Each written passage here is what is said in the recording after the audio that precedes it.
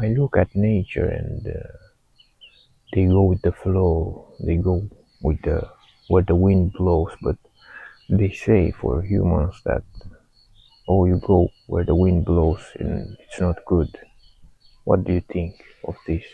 You see, when we look at nature, the trees, the rivers, the clouds, they all move in accordance with what is.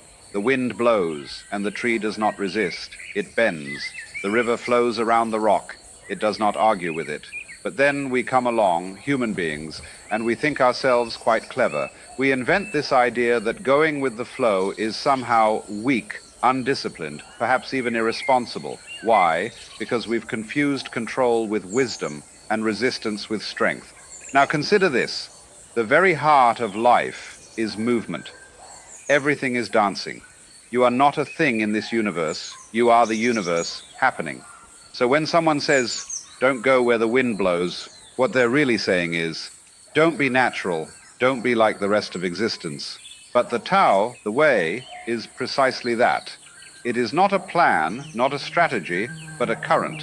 And when you learn to float in it, to surf on it, as it were, life becomes not something you must control, but something you must join. So perhaps the problem is not in going with the wind, but in thinking that we ought to be made of stone. Would you rather be the reed that bends or the branch that breaks? To go with the wind is not weakness, it is wisdom. But how can we be in this flow where the wind blows when the society is the way it is, you know? How can we be in the flow but in the society? Because maybe in nature it's easy to be in the flow. There are no distractions, there are beautiful things in balance. But in society, how do we do it?